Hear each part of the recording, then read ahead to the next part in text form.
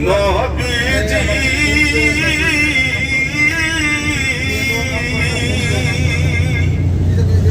এলো মক্কার শুভা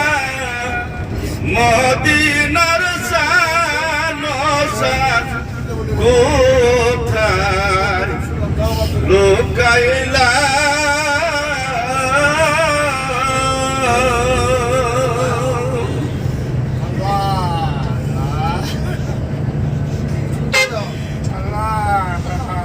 আরে নবীজির গুণের কথা বলিব কায়া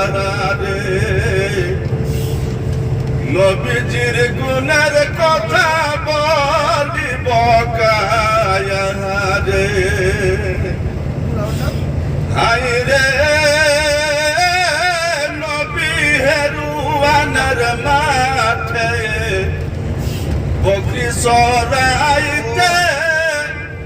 আবে সায়া দিল নবীজির মাথে দেখিয়া খুদা না বিবি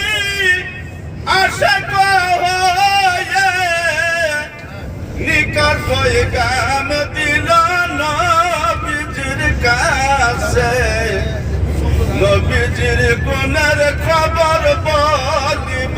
কাহারে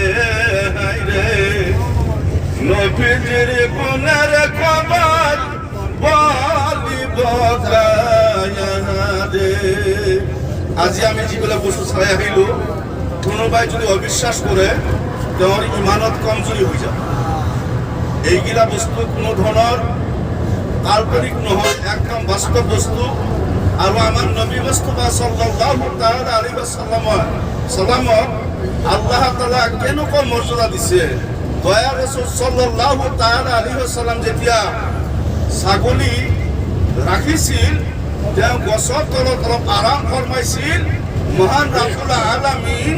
এক টুকুৰা আকাশ আপ তেওঁৰ মূৰৰ ওপৰত ছায়া দিছে আৰু খৰপই আহি তেওঁ কথা করেছে সুবহানাল্লাহ সুবহানাল্লাহ এই জন্য উম্মত আমি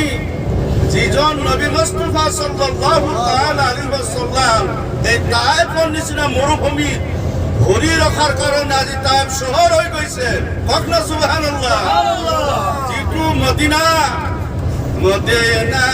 মদিনা আশিক মদিনার মুমিনের ঠিকানা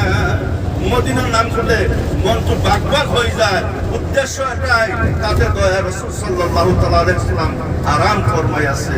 এই জন্য নবী মুস্তাফা সাল্লাল্লাহু তাআলা আলাইহি ওয়াসাল্লাম ইমান কষ্ট করি খাই না খাই নুঘুমাই যেটো ইসলাম ইনদা দীনা ইনদাল্লাহিল ইসলাম সকলো ধর্ম বাতিল এটাই খাঁটি ধর্ম যেটো হচ্ছে ইসলাম ধর্ম সেই ধর্মত আমি জন্মগ্রহণ করিব পাৰিছো আমি খুশি নে বেজার আল্লাহ রাসূলের উম্মত হব পাই আমি খুশি নে বেজার খুশি মারহাবা আমি খুশি কিও খুশি যিজন নবীর উম্মত হওয়ার কারণে অন্যান্য রাসূলগণ নবীগণ আল্লাহ তার দরখাস্ত দিছিল আল্লাহর মহান কুদরত আমি সেই জন্য নবীর উম্মত হয়ে দুনিয়াতে আহিব পাৰিলো সকলোৱে বল সুবহানাল্লাহ আজি সেই জন্য আমি যিজন নবীর কারণে ওয়া মা